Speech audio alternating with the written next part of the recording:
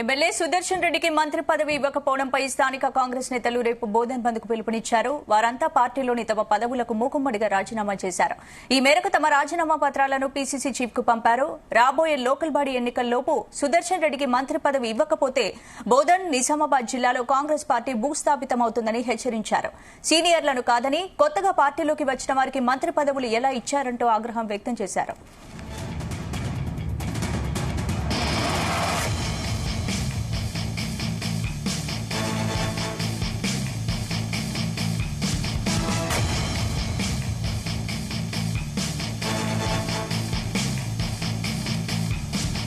MLA Sudarshan రెడ్డికి మంత్రి పదవి ఇవ్వకపోవడంపై స్థానిక కాంగ్రెస్ నేతలు రేపు బోధన్ బంద్కు పిలుపునిచ్చారు. వారంతా పార్టీలోని తమ పదవులకు మూకుమ్మడిగా రాజీనామా చేశారు.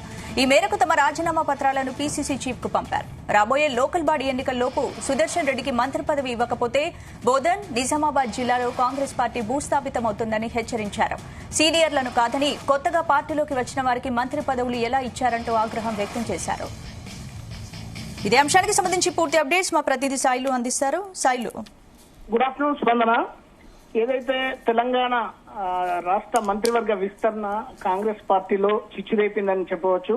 అయితే ప్రధానంగా నిజామాబాద్, ఏదైతే ఉమ్మడి నిజామాబాద్ జిల్లాలో ప్రాతినిధ్యం లేదు, అసలు మంత్రి పదవి ప్రాతినిధ్యం లేని కారణంగా ఖచ్చితంగా ఈ మంత్రివర్గ విస్తరణలో బోధన్ ఎమ్మెల్యే మాజీ మంత్రి అయిన పి సుదర్శన్ రెడ్డికి ఖచ్చితంగా ఈసారి మంత్రి పదవి వస్తుందని చెప్పేసి ఇక్కడున్న నిజామాబాద్ జిల్లా కాంగ్రెస్ శ్రేణులంతా ఆశించారు.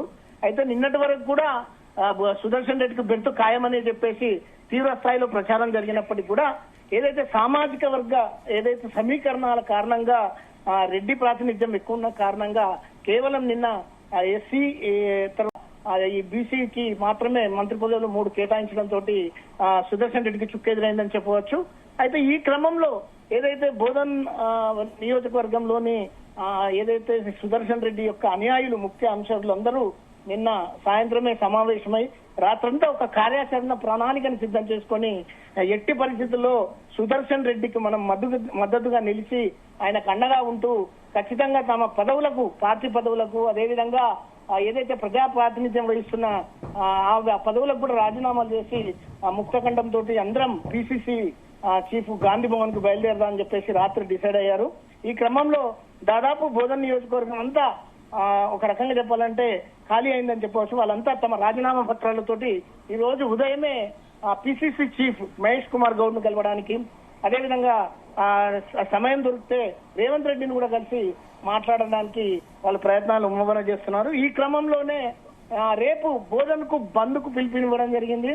ఎట్టి పరిస్థితుల్లో స్థానిక సంస్థల ఎన్నికల అనంతరం విస్తరించే మంత్రివర్గ విస్తరణలో ఖచ్చితంగా సుదర్శన్ రెడ్డికి ఏదైతే మంత్రి పదవి ఇవ్వాలని చెప్పేసి ఆ డిమాండ్ తోటి రేపు దానికి ఏదైతే నిన్న ఆయనకు మంత్రి పదవి ఇవ్వలేదన్న కారణంతో నిరసిస్తూ రేపు బోధన్ పూర్తి బంద్ కు పిలుపునిచ్చారు. ఈ క్రమంలో ఇంకేమైనా సుదర్శన్ రెడ్డి పట్ల ఇంకా వెనుకంజ మాత్రం పార్టీ చేస్తే మాత్రం పూర్తిగా పార్టీకే రాజీనామాలు చేసి పూర్తి స్థాయిలో ఇక్కడ కాంగ్రెస్ పార్టీని నిజామాబాద్ జిల్లాలో భూస్థాపితం చేయాలనేది కూడా వాళ్ళంతా ఒక కార్యాచరణ రూపొందించుకున్నట్టు తెలిసింది. స్పందన అంటే సుదర్శన్ రెడ్డిని బుజ్జగించేందుకు ఇప్పుడు ఇన్ఛార్జ్ మీనాక్షి నటరాజన్, అలాగే మంత్రులు, పీసీసీ ఇన్ఛార్జ్ కూడా రంగంలోకి దిగారు, బుజ్జగించారు. పార్టీని గౌరవిస్తానని కూడా సుదర్శన్ రెడ్డి చెప్పడం జరిగింది కదా. అయినా ఇంకా సుదర్శన్ రెడ్డి అసంతృప్తిగానే ఉన్నట్టు కనిపిస్తోంది. వాస్తవానికి సుదర్శన్ రెడ్డి రేవంత్ రెడ్డికి అత్యంత సమీప బంధువు. ఏదైతే సుదర్శన్ రెడ్డికి దగ్గరి బంధువు, ఖచ్చితంగా మొదటిసారి మంత్రివర్గ విస్తరణలో వస్తుందని చెప్పేసి ఆశించారు. అయినప్పటికీ ఇప్పటి వరకు కూడా ఆయనను బుజ్జగిస్తూనే రెండవ మంత్రివర్గ విస్తరణలో ఖచ్చితంగా ఇస్తాము, బెర్తిస్తామని చెప్పేసి కూడా చెప్పడం జరిగింది. కానీ ఇక్కడ కూడా చుక్కెదురం కావడంతో రేవంత్ రెడ్డి కూడా కొద్దిగా అసంతృప్తిగా ఈ విషయంలో ఉన్నప్పటికీ అధిష్టానం తీసుకున్న నిర్ణయంలో సామాజిక సమీకరణాల్లో సుదర్శన్ రెడ్డికి కొద్దిగా అన్యాయం జరిగిందనేది కూడా ఆయన ఉద్యోగించే ప్రయత్నం చేసినట్టుగా తెలిసింది నిన్నటికి నిన్న.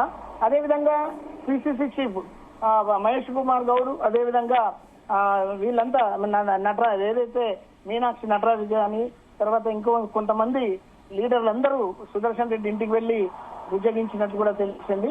నెక్స్ట్ స్థానిక సంస్థల ఎన్నికల సమయంలో ఎన్నికల అనంతరం విస్తరించే మంత్రివర్గ విస్తరణలో ఖచ్చితంగా బ్రతిస్తామని చెప్పేసి కూడా హామీ ఇచ్చినట్లు చెప్తున్నారు. అయినప్పటికీ కూడా ఏదైతే ముగ్గురు రెడ్డిలు అటు మల్రెడ్డి రంగారెడ్డి కానీ తర్వాత ఈయన ఏదైతే రాజగోపాల్ రెడ్డి తర్వాత ఇక్కడ మనకు సుదర్శన్ రెడ్డి ముగ్గురు రెడ్డిలు మంత్రి పదవి కోసం తీవ్ర ప్రయత్నాలు చేస్తుండటంతో కొద్దిగా ఈయనకు అన్యాయమే జరగవచ్చు భవిష్యత్తులను కూడా పార్టీ శ్రేణులు అనుమానిస్తున్నట్టుగా తెలుస్తుంది.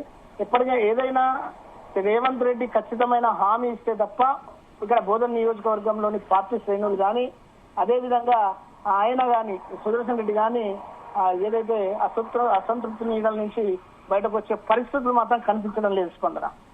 Right, thank you sir.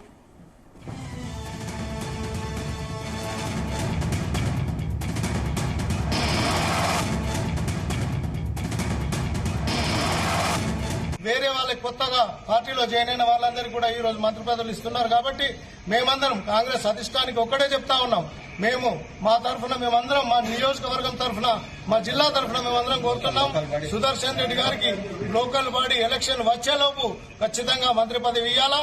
లేని పక్షంలో బోధన్ మరియు నిజామాబాద్ జిల్లాలో కాంగ్రెస్ పార్టీ భూస్థాపితమవుతుందని సందర్భంగా తెలియజేస్తా ఉన్నాం. వేరే వాళ్ళకి కొత్తగా పార్టీలో జాయిన్ అయిన వాళ్ళందరికీ కూడా ఈ రోజు మంత్రి పదవులు ఇస్తున్నారు. కాబట్టి మేమందరం కాంగ్రెస్ అధిష్టానికి ఒక్కటే చెప్తా ఉన్నాం, మేము మా తరఫున మేమందరం మా నియోజకవర్గం తరఫున మా జిల్లా తరఫున మేమందరం కోరుతున్నాం, సుదర్శన్ రెడ్డి గారికి లోకల్ బాడీ ఎలక్షన్ వచ్చేలోపు ఖచ్చితంగా మంత్రి పదవి ఇవ్వాలా. లేని పక్షంలో బోధన్ మరియు నిజామాబాద్ జిల్లాలో కాంగ్రెస్ పార్టీ భూస్థాపితమవుతుందని సందర్భంగా తెలియజేస్తా ఉన్నాం.